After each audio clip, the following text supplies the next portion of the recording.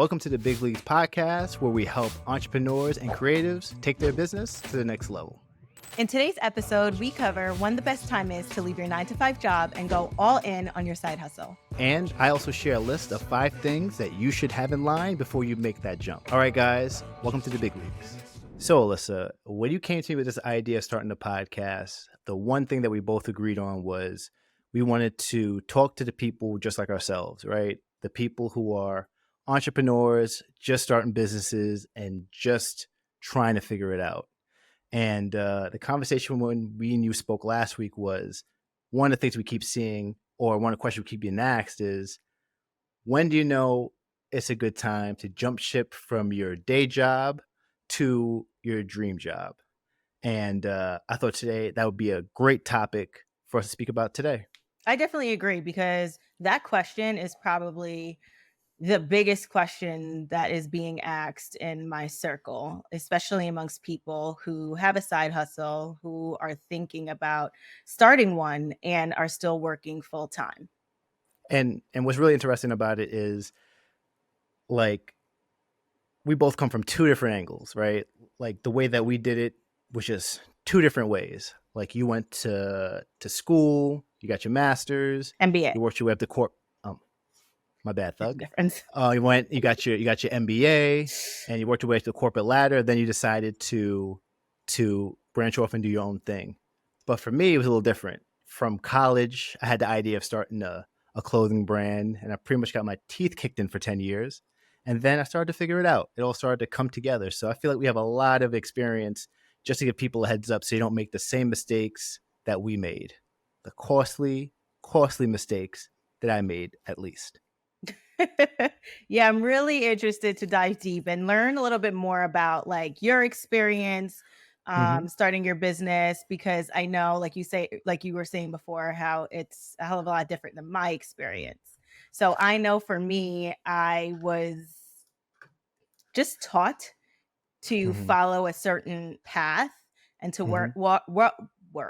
walk a certain line.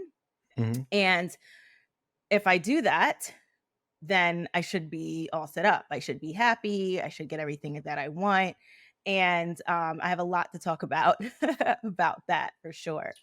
Well, what I have here is I have a list of 5 things that I think people should at least put in the back of their head, or just to make it as a little Things to checklist consider. on. Yes, definitely things to consider before you go jumping ship, because you definitely don't want to do this and not have some of your eggs, or I guess just have yourself put together, I guess is what I'm trying to say. I guess we can agree on that, having yourself put together. All right, so the first thing I have on my list is saving money. Do you have a nest egg in the bank? Um, so I'll speak about myself first.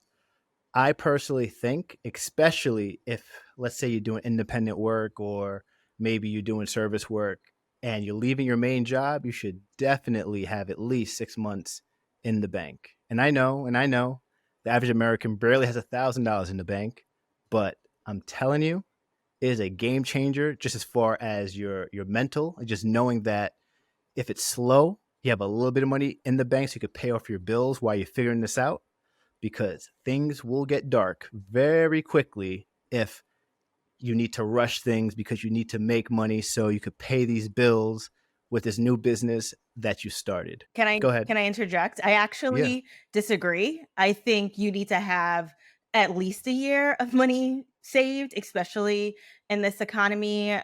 You'll be surprised how quickly 6 months goes. And the thing about the whole 6 months thing, I know that this goes against what financial advisors say, right? Because they want you to invest their money in a way that works for them, whatever.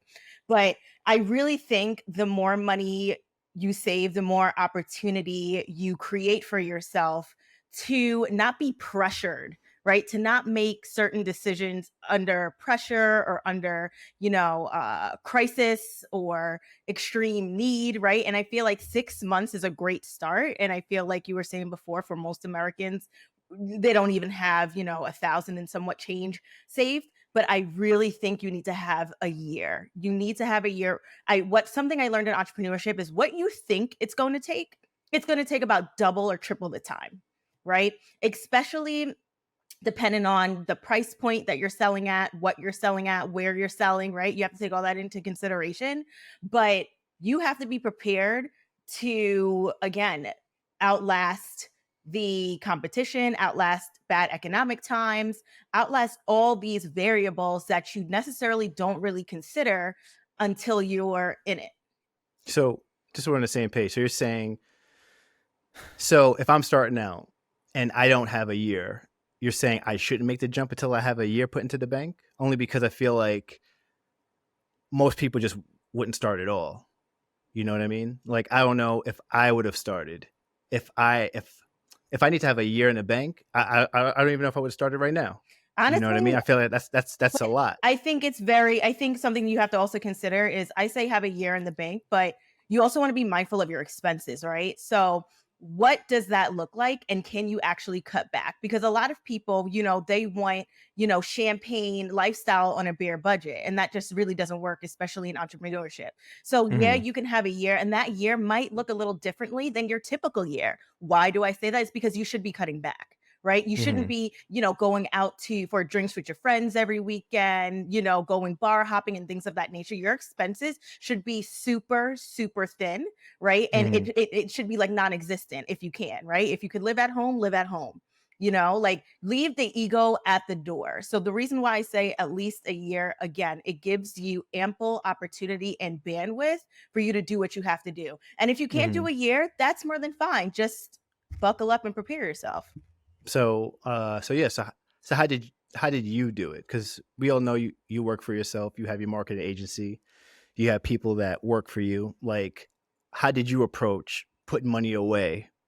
Like what was your experience? So, to be completely honest, I always had a marathon mindset. What do I mean by that?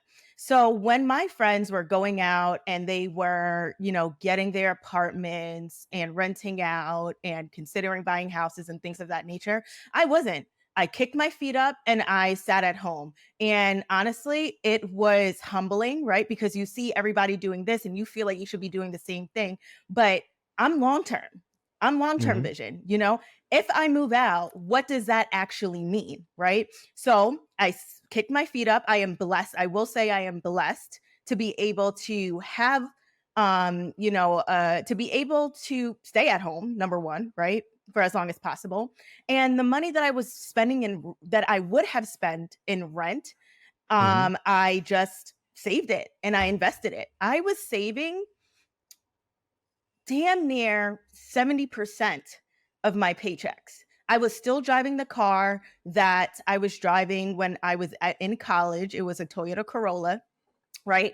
I didn't upgrade that. I was not upgrading my lifestyle with every salary increase or position increase that I was getting. We can talk about this later, but I was promoted several times. Before I left my position, or before I left corporate America, I was working as a vice president of marketing and PR. So I was making a decent amount of money. And what was I doing Hmm. with it? I was saving and I was investing because it allowed and it created more opportunity for me to choose what I wanted to do next.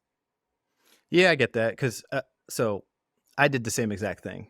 Like, so when I started my clothing brand right out of college, I said to myself, I'm going to spend as little money as possible and try to take any money I made and put it back into t-shirts. So just like what you were saying, while my friends were moving out, everybody was bragging, everybody's partying, everybody had their own place. And during the time where, especially as a guy, if you're trying to talk to anybody Yep. and if you don't have your own place, you're getting joked on. So I was very comfortable with saying, you know what? I'm going to throw away my 20s. I'm going to swing for the fences until I'm 35, and I'm gonna live at home as long as my mother's gonna kick me out, and I'm just gonna slowly build and slowly figure it out because that was my game plan. Now, I'll tell you right now, that's not for everybody, It's not. because especially for the ego, especially for I don't know what everybody's situation with their family is. I know that's different, but Exactly. for me, that's what worked, and thank God it did because I was just spending money the whole entire time. All the money was going into the business, and I was not making that money back.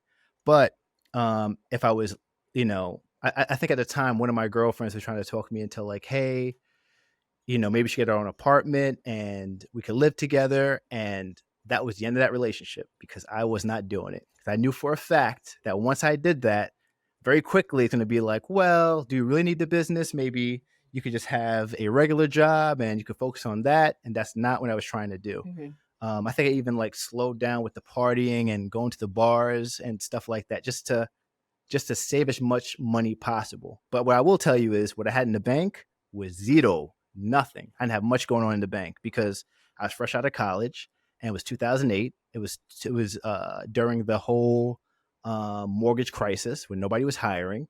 So as soon as I graduated, there was no job for me to get. So I was just working like, odds and ends for me to figure it out. But but what I will say is because I lived a life of I didn't have a lot of money in the bank, and I look back, I would tell people that like, hey, having something in the bank so you can help pay your bills makes a big difference because it just felt like the walls were closing in on me at any given moment every time I was doing something. So I don't want to sit here and talk about like say it like I ain't live it because Lord knows I definitely did.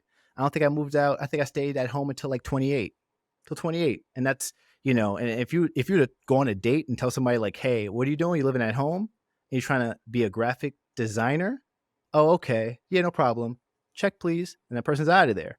So I do think having some money put away will definitely ease the stress before you make that jump for your full-time job.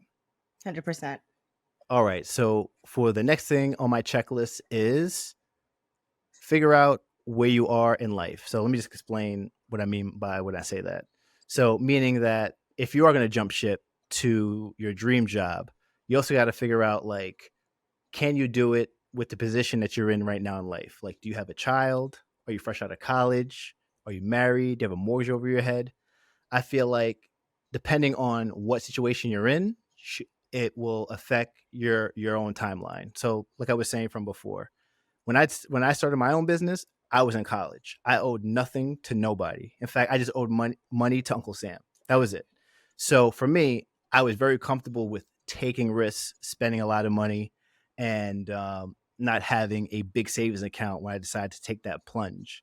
But I do think if I was married at the time or if I had a kid, I don't know if I would have been as crazy or if I would have been as motivated to take risks if I had that on my plate. So I think it's more about asking yourself like, do you have a good support system going to be able to help you while you're doing this, or are you on your own? What about you, Alyssa? Before I get to my thoughts, I Yep. have a question for you because things have changed on your end dramatically Hmm. since college and since you started your business because now you are married and now you do have a child and now you do have a mortgage. So, are you able to speak to that fact as it relates to where you are now versus where you were before in your decision making? Do you think Yeah. it's changed a lot? Like, what is that? What is that? What do things look Yeah. like now versus before? No, if I had to do it right now, it would definitely be hard. It would definitely be almost next to impossible because right out the gate you have all these responsibilities. So so for example, right now, if you're going to leave your day job, you better hope the person you're with has health insurance because if they do not, now nobody has health insurance. So what are you going to do with that with your wife and your kid, right? So you kind of want to make sure you have that nailed down. And then if you have a mortgage, you want to be able to make sure that that job that you're about to jump into can help to pay for that mortgage, or you will be homeless. You know what I mean? So I understand why, there are people who are older, right? Maybe in their mid 30s, early 30s, 40s, or whatever. And they say, I want to take the leap, but, it almost feels like it doesn't make sense to because everything's taken care of with the job that I have. And they call it like the golden handcuffs. And when they say the golden handcuffs, meaning that the job has you cuffed in because they've taken care of all your expenses. And then for you to leave, now you have to pay these things on your own. But for me, um, just having a corporate job is not for me at all. I always felt like I wouldn't be able to like move up the ladder. I spoke about this already. Me having ADHD and like I need to do things a certain way, and in corporate world they do not want to hear that. They want No, you to do it I their way. So as far as me making as much as possible, I felt like I was better off betting on myself. So so with that being said, it's really up to you. If you're happy at your job, then maybe it doesn't make sense for you to make the jump and maybe just do it as a side job. I think that's fine. that's There's fine nothing wrong with too. that. Exactly. Just know you're gonna be overworked. So you might want to figure out to make it. You might want to figure out how you could do this so you don't lose your sanity. But for me, I always knew that me working for myself, I just gave me the best opportunity to really like maximize my career. So but like what you said, having a mortgage, having a kid, having a wife, it makes it difficult. And if your wife, let's say she makes good money, if your husband makes good money and you have that conversation, she's able to support you, then it'll make it a lot easier. I've had a lot of friends to where their partner did not, they took their side job like it was a hobby. So they weren't as supportive. They wanted to hang out with them on the weekends, which I totally understand. But if you have that situation, it's going to be that much harder. Or God forbid, you're a single dad or a single mom. Like I can't even imagine how you would fit the time in. So I think having that stuff figured out before you make any jump is just going to save you. It's going to save your sanity. You know what I mean? But like your situation was so much different than mine, because I feel like you had school taken care of. I want to say taken care of, like you already got your bachelor's, you got your MBA. And do you think that helped you out or do you think that slowed you down? No, How old were you when you got your MBA? I honestly think it did not slow me down. I don't know if it sped me up, but I definitely don't think it slowed me down at all. I think it's really important to know where you're at, of course, but know who you are, right? And know your strengths and know your weaknesses. I know that I'm an academic. I love learning. I love going to school. I love being in books. I love being in the classroom. And I truly feel like I learned a lot with my MBA. And I learned a lot with the people that I was surrounded by, right? And I just don't think I would have gotten all of that at once if I did not back to school. However, I know the price of school is astronomical. And one thing I've learned just being in entrepreneurship is all these free resources to get similar information. So it's like a refresher.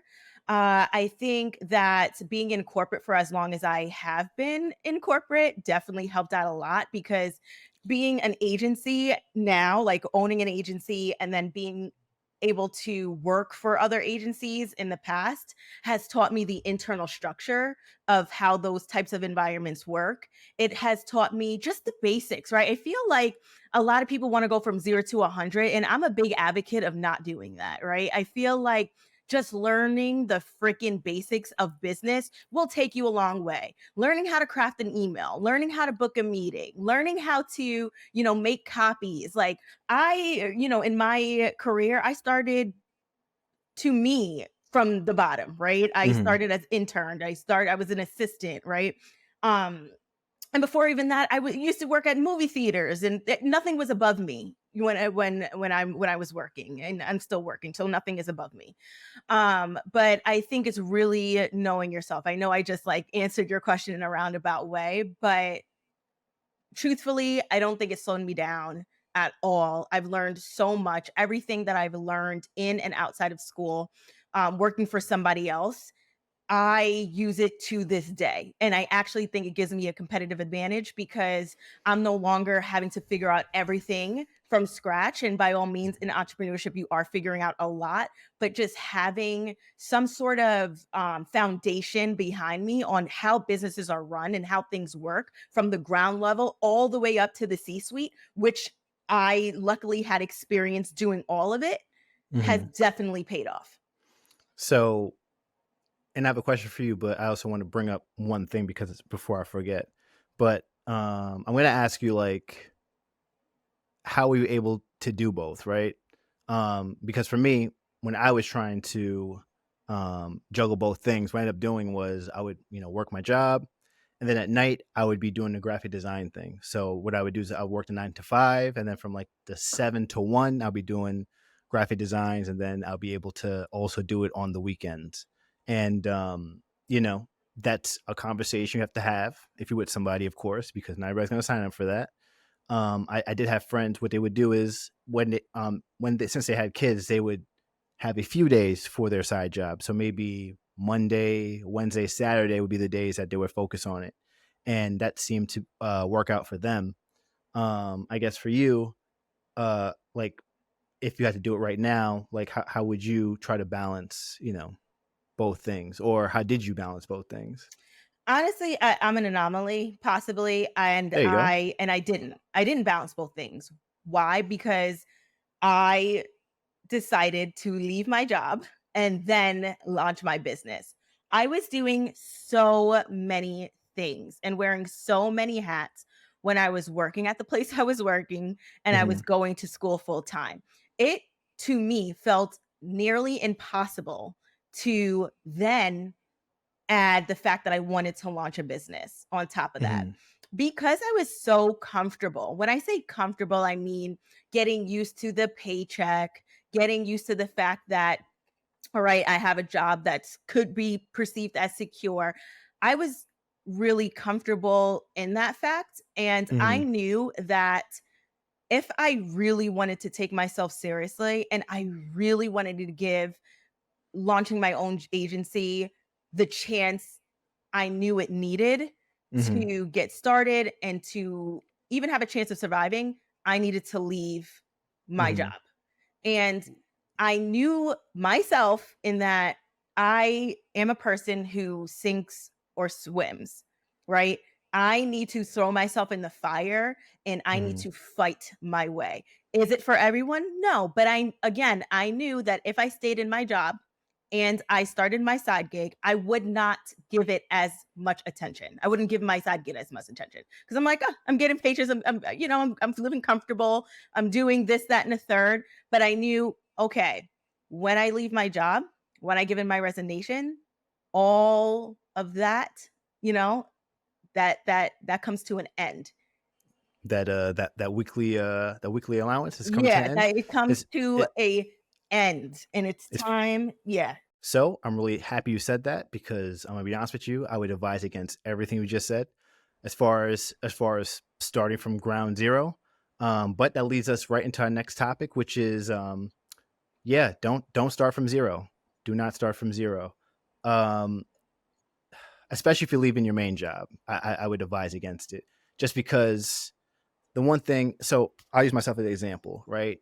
Me being a graphic designer, the thing that's really difficult, especially as a graphic designer, is finding new clientele that you want to design for, right? So to have nothing set, nothing, no plans, no clients that you already have on your resume, it would be very difficult just to build that from nobody. And I feel like you're just losing time, to be honest.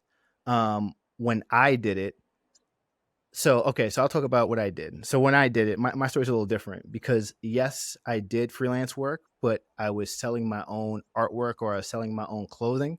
So for the longest, for like 10 years, I was balancing both, right? I had some type of a main job, right? If I was working at Macy's, I was working at another streetwear store, but I also had my side business I was trying to build and I was trying to grow. I was trying to figure that out because I knew I was not making enough money just to rely on that. And as far as clothing, which I think is impossible to make any money in, um, I was just pretty much trying to crack the code and try to figure out how I would be able to. And I knew that if I left my main job and I just focused on the clothing brand, would it grow? Yeah, but I didn't think I would make enough money to where I'll be able to take care of everything in my life. And that's just me by myself, right? Just me just paying my own bills, which is just like a car, a phone, and ramen noodles every other day. But I find it interesting that you were able to leave the job and then go all in because I don't know. I don't know if I would have trusted myself or not. Like I need to see something so I could say, okay, there's something here. Now it's time for me to go all into So it. let me caveat a few things. So one thing, when I left my job, I wasn't completely sold that I was going to start my agency and it was going to be a success.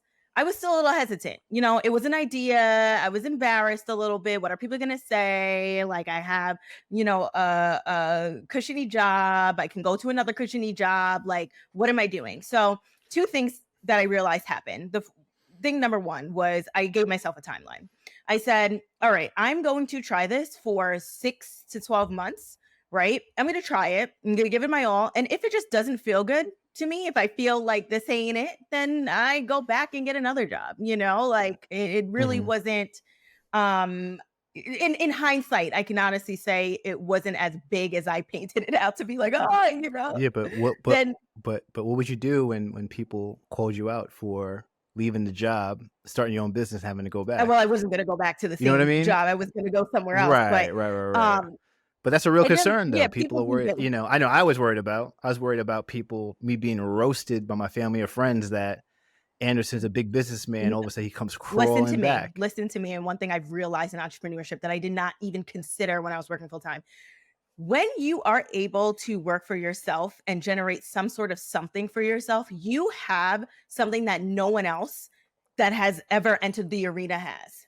You know what I mean? You learn so much about yourself, about work, about business. It's crazy.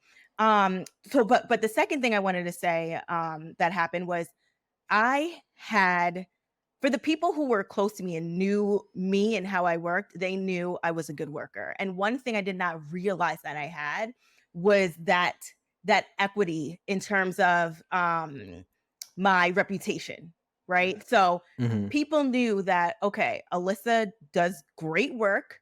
She hustles. She knows what she's doing. So actually, what happened when I left my job, and I did not even realize it until maybe a few months later, was my manager at the time, right? The president of our department, she actually went on to refer me to another company. And next thing I knew, I'm having my first meeting at this big, luxury hotel about what I can do for them. Right. And one thing I will say is a lot of people, yes, it's your 9 to 5 and it's somebody else's business, but still do your best work no matter what. I want to take a beat and say that even when you're starting your agency, even when or your business, even when you feel like, oh, this person doesn't really matter. Some people actually have that, right? People say, oh, well, they're not paying me a lot. It doesn't really matter. So I'm not going to do good work. To me, that is the Mm. worst thing that you can do for yourself. You are actually fucking up yourself, or bleep that out because I know we Hmm. can't curse. Because Nope, you're good. You can my curse. my whole thing is no matter where I go, what I do, who I do it for, I'm giving it 1,000%. That's just me. And then what Hmm. I've come to figure out is people actually take notice of that, and they want to put you on to other things. So when I was working full time, I say that all to say is that things were working on the back end and I didn't really realize it at all. No, I think that's good. I think that's a good decision by you to leverage your relationships. Especially if you were deciding to branch off and do your own thing. I think that's awesome that your coworkers were able to bring you bring you business. I think that's smart. In my career, I didn't really have those options. Um, you know, During my 10 years of figuring it out as a self-taught graphic designer, you know, during the taxis, I did accounting work, and the only reason why I decided to stay in that career is because I only had to work 4 months, and the rest of the time was mine. Truth be told, some people maybe assume that, oh, you're making good money. Other people did. I did not. I barely made a living salary for the entire year, but I stuck with it because it gave me the opportunity to work on my brand after April. You know what I mean? So, but during that time of the 10 years, it was just slowly trying to get customers, trying to get repeat customers to try to continue to build what I was building.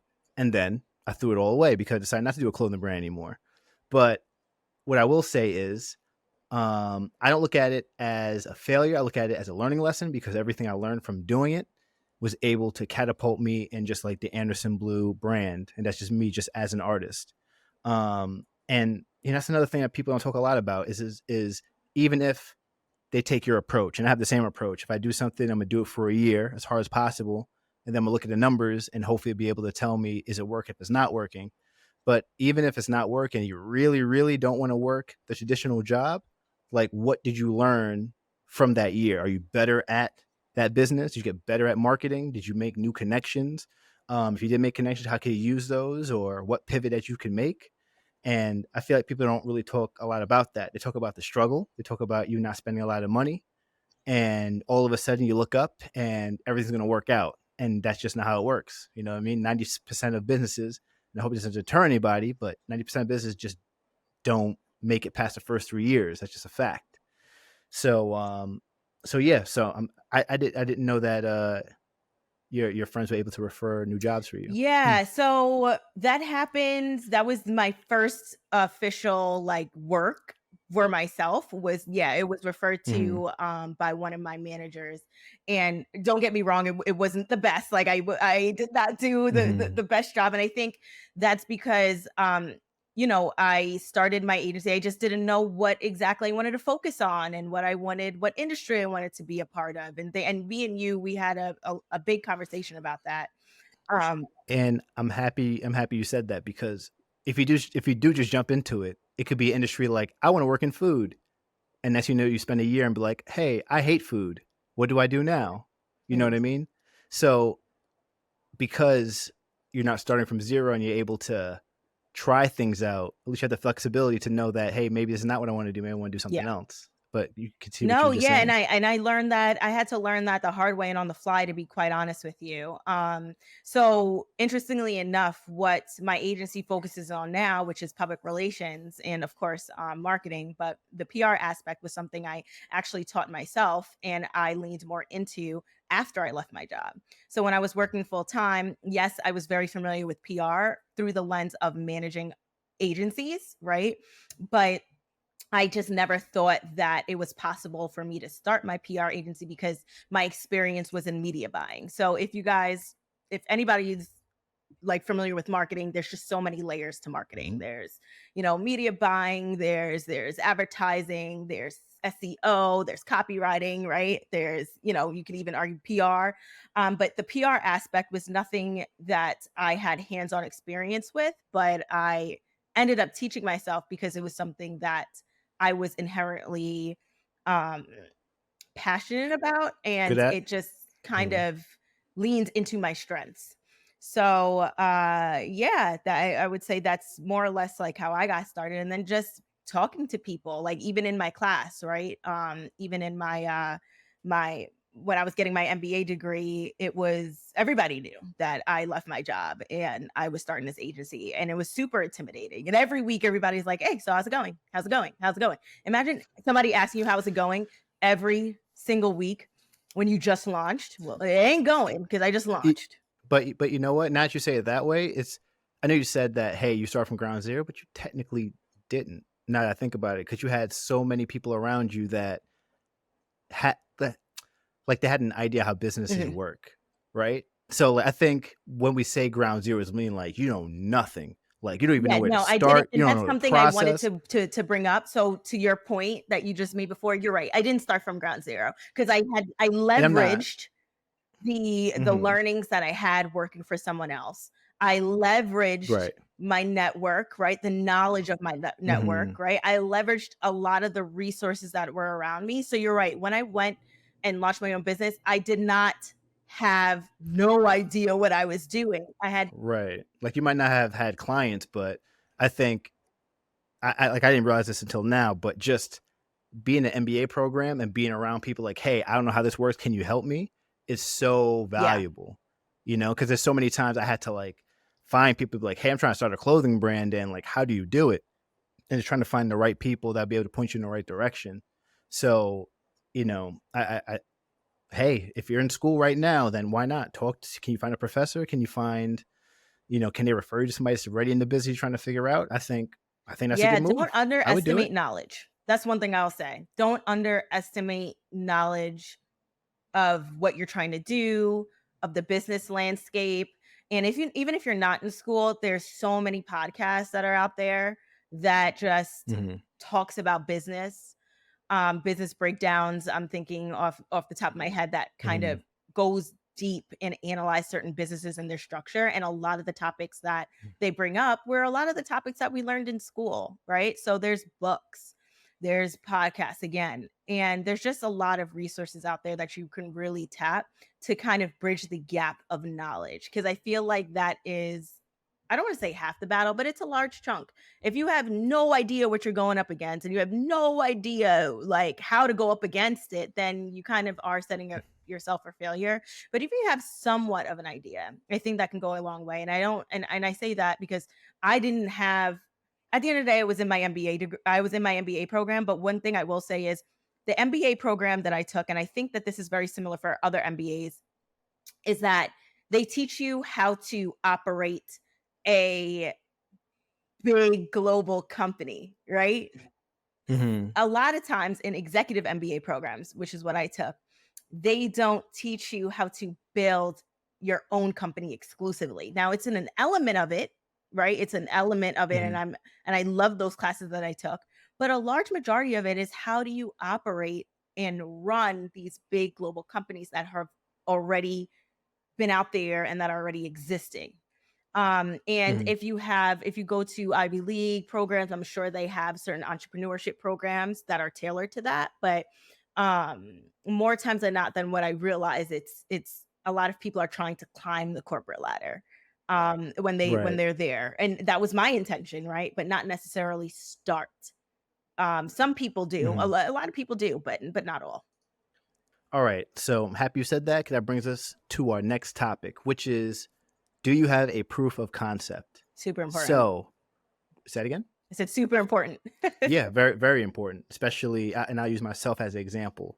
Before I did anything, before I jumped ship, and we're talking about this as far as the end of 2022, I had a accounting agent. I want to say an accounting agency. I had a tax firm that I was running after my dad passed for the last 5 years. And I was juggling two things. I was juggling the Anderson Blue brand and the tax office. And I refused to close down the tax office, even though I know it was something I didn't enjoy. And I knew it was paying my bills. I knew it was taking care of everything. And honestly, it would have been a very, very simple life just being an accountant because it pays great. But my heart's not in it. And I'm the kind of person, my heart's not in it, I can't do it, unfortunately. Um, but I waited until I knew the Anderson Blue brand showed me that I had enough things going to where if I did go all in on that, um, I knew that it was going to be able to grow.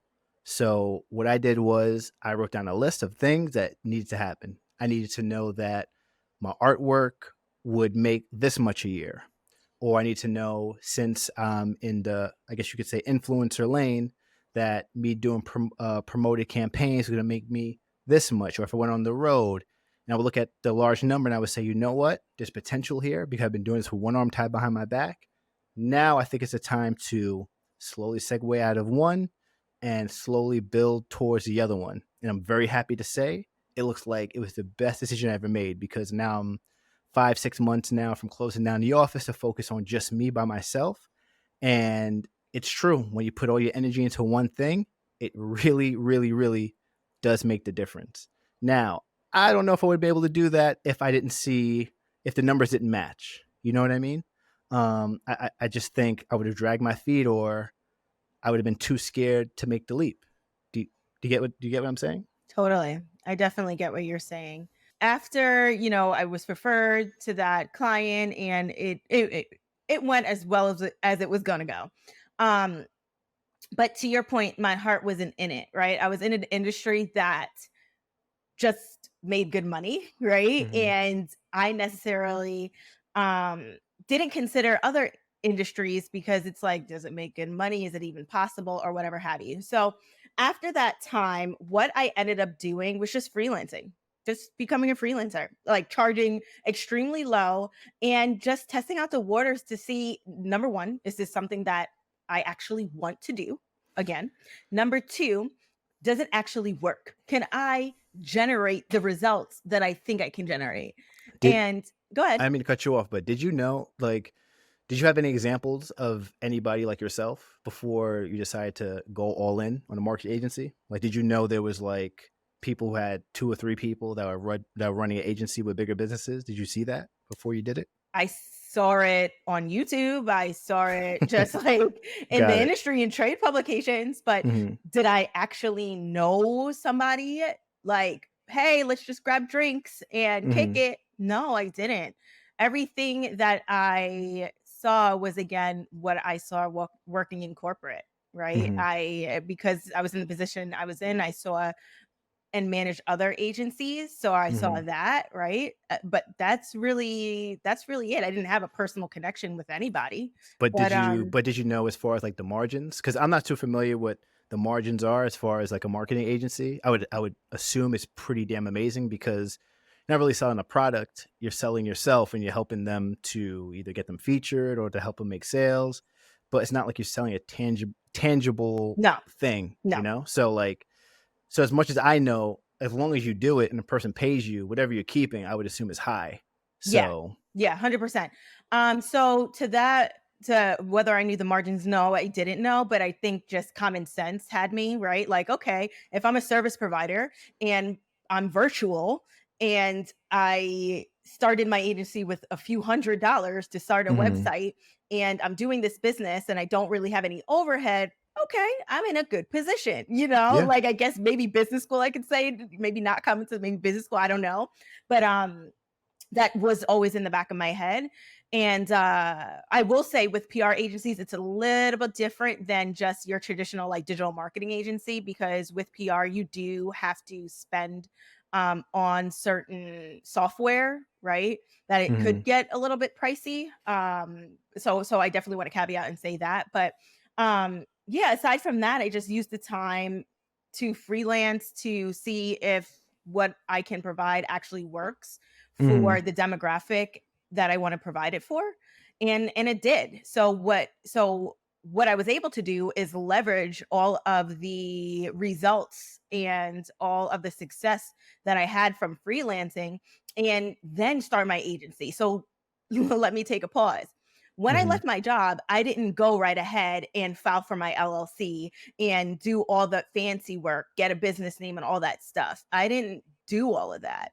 mhm, Again, I wanted to make sure that this was for me and that it could work. So the time that I took, even when I got referred to that project, and even me just freelancing, I was underneath Alyssa. I just freelanced, and I didn't have all that stuff.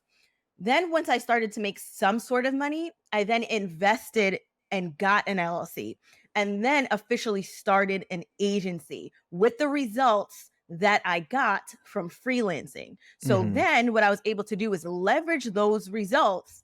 And when I was ready to work for bigger brands with bigger budgets, I was ready for it and I got it because I had, like you were saying before, proof of concept. Hey, did Mhm. this before. I'm not new to the arena. I'm an agency now. Let's go.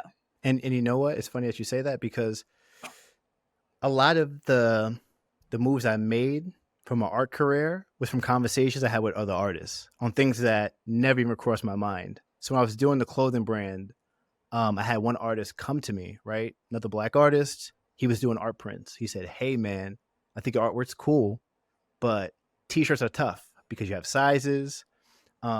You know, people aren't going to spend a lot of money on t-shirts, but I think if you focus on these art prints, let me show you what the margins are if you do that."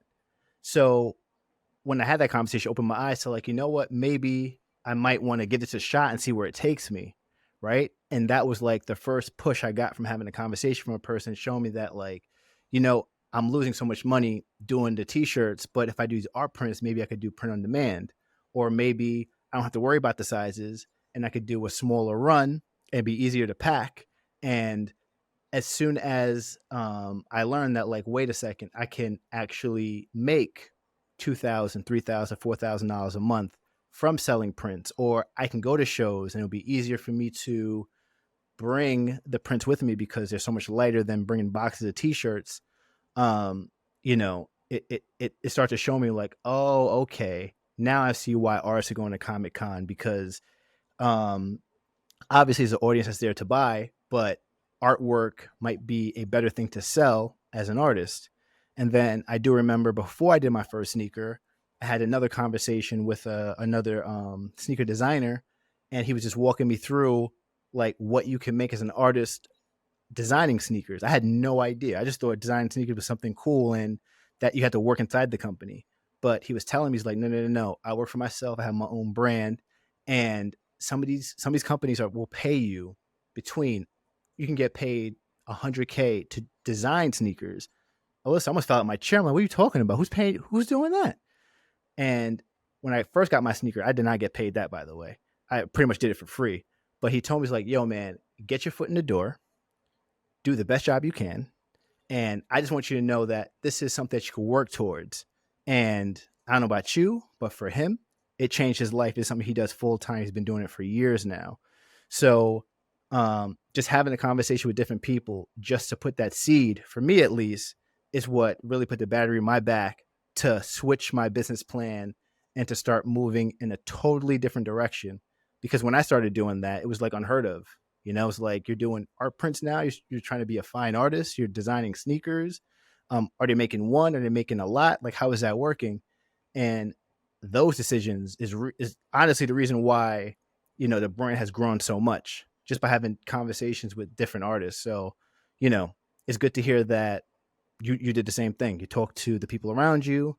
They helped to influence your decision as far as how to build your brand or So how to build your business. But So yeah, I go ahead. really I want to interrupt you and say in saying that I really didn't have that many people around me to guide me. I even to this day I would, if anybody's Mm-hmm. out here and they want a little what I don't know, is that to speak about it or more whatever, but I really didn't, unfortunately, because again the people who I knew worked a 9 to 5. Mm-hmm. There was really no entrepreneurs around me. I mean, I reached out to several agencies that I knew of and never got a response back. I think one woman, God bless her soul, she took time to speak with me for a few 30 minutes, but Mm-hmm. since then it's been tough, right? It's been tough. So I just want to first ask you, like, if you have any recommendations for meeting other entrepreneurs. Now I could say that Mm-hmm. I'm I've have found other entrepreneurs within my industry, but I didn't start off that way. I would Mm-hmm. say that I have a different um And experience. Yep. I think my experience is more like you. It's more like you. These conversations that I'm talking about happen 9, 10 years later after Okay. I was about to say, me I was like, heading I my don't no I no no didn't no no no, no I no didn't. But no what no I no no will no. say though is what has helped me, and I think it, just working full time in corporate for as long as I have, is knowing the industry and the business you want to start and how it operates. Mm-hmm. Because if you know and have a good idea of it, the likelihood of you being able to pivot and identify opportunity gaps that is currently not there will serve you. And I think, like, right now my business is slightly pivoting, still operating as a marketing and PR agency, but we're now looking at it through a different lens that seems really promising. And I don't think I would have been able to look at it through the different lenses that I have if I did not already work for someone else. Yeah, and I think that works the same way. I just think as an artist, we're so used to making next to nothing that, like, and this depends if you have like a good person who wants to help people out, just to be like, hey man, so this is how to take it to the next level. And I try to do the same thing. If somebody asks me a question, I'll try my best to answer it, especially if they're a fellow artist. But yeah, no, I agree. I was not having these conversations in the beginning because and now it's 10 years ago, it was different because people were definitely like, they don't want to share any information because they're scared that you would get ahead of them, you know? And honestly, most of those people, when they do that, like, if you're focused on not helping the other person, then you're probably not really doing much, because if I help Mhm, a person, it's not going to affect my business at all. It's really not. mhm, There's so many businesses, there's only so many jobs that I can do. I'm mhm. only one person. No matter, even if I have people that help me to get these things done, I just think it's also like finding the right person that could, help point you in the right direction. I think that's another thing that gets overlooked also. But it is what it is. Yeah, but first and foremost, as you were saying before, proof of concept. Like Hmm. just because you like it, that doesn't mean everybody else is gonna like it. And And that's that's another a good tough point. pill to swallow, but it is what it is. Yeah, especially as an artist, I talk to a lot of people that I don't want to be the artist to create, I don't know, insert whatever you want here. Like I want people, like I want to be able to draw horses. So why won't people buy my horse drawings? And that could be fine, and there might be a market for that. But if people aren't buying and not into it, like you could do it for yourself. But if you want to make this career, you gotta design something that people want to buy. Like it is what it is. Yeah. All right. So number 5 on our list is make sure you have a clear business plan. Now, I'm just going to I want you guys to take this with a grain of salt, because when I say business plan, and Alyssa, you can back me when I say this, people tell you to write a business plan that's like 20 or 50 pages. And I feel like the business plan becomes the business. And I feel like it doesn't make any sense. I feel like, right? I just feel like you end up spending months crafting the best business plan in the world, Right. and you end up throwing it away. So for me, I think you should just create like a one sheet so you know what you're doing, and then boom, get started.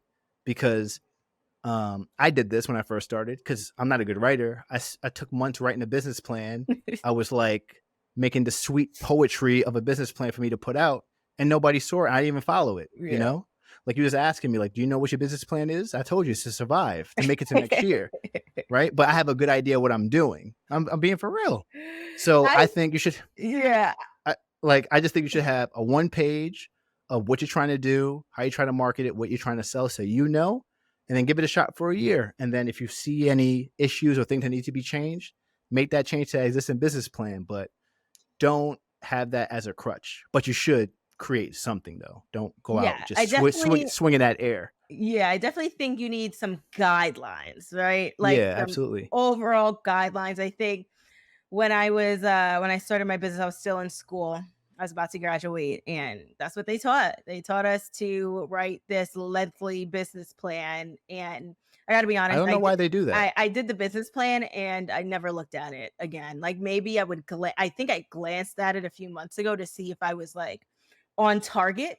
Um, and that's really it. I think the business plan helped me again just grasp and get my ideas on paper, and it allowed me to forecast the Hmm. future, right? So it allowed me to identify strengths, threats, opportunities, Hmm. competition.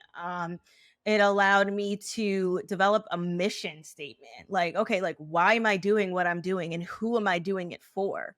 Like those are all very important things when starting your business, or else you're just going to be throwing spaghetti at the wall and just hoping Hmm. something sticks, and it just never does. So I think just having some sort of guidelines and some sort of criteria into what you're doing, and then especially if you need to relay it to someone else, like let's say that you're trying to hire a freelancer or a part-time person, just being able to reflect and have some sort of foundation would be extremely helpful later on. But again, to your point, I don't think the business plan needs to become the business. I don't think it should prevent you from starting the business, but I think it should just help you become a little bit more organized and provide some sort of clarity into what you set out to do. Yeah, of course. If you're trying to ask for money, you definitely need a business Oh plan. yeah, Like 100%. If you're trying to you know, fundraise, get your business plan in yeah. order. Don't even fuck around. Yeah, but if it's just you're trying to figure this out, or maybe Yes. trying to start an Etsy shop, or trying to start like an e-commerce, write down what makes sense to you and just keep it pushing. Because you don't want to waste time. I think I was listening to somebody was talking about wanting to start a YouTube channel, and they just knew it needed to be about photography. They just understand this is what they wanted to do. They took 10 years before they started, did it for 2 months. They're like, I hate this. And it's kind of like you just wasted all that time. Like, what do you do now? So I would hate for people to just waste time, and then just to figure out that this is not the thing they want to do.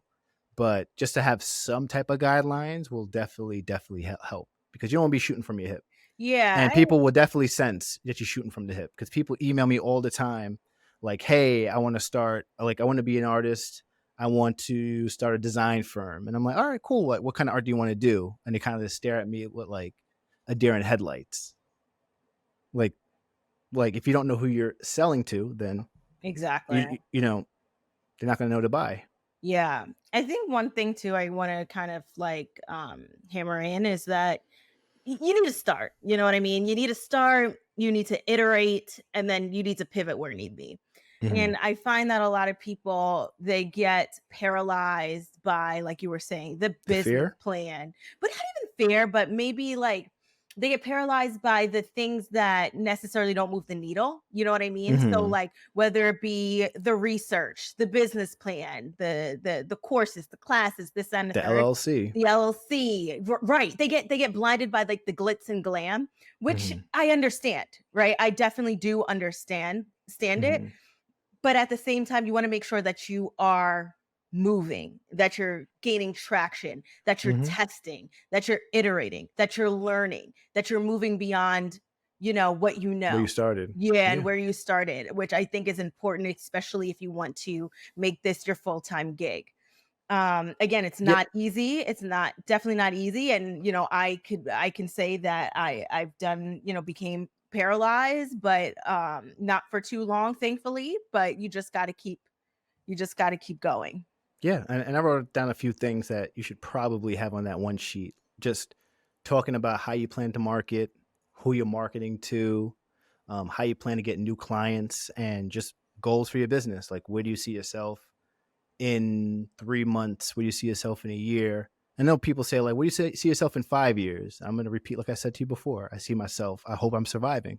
You know, 100%. like, The like, world is not of gonna be course, there's gonna be so many more advancements and things of of that nature. course. I mean, when I graduated, I don't want to say when I graduated. So maybe when you graduated college, I don't even think my job existed. When I went out and got No, like my none of first this job in marketing, I existed. don't think it existed. Right. So it's like, how can you even know what's going to exist in 5 years? One thing I will add to the business plan that you kind of want to map out that I did was your SWOT analysis. So strengths, weakness, opportunities, and threats.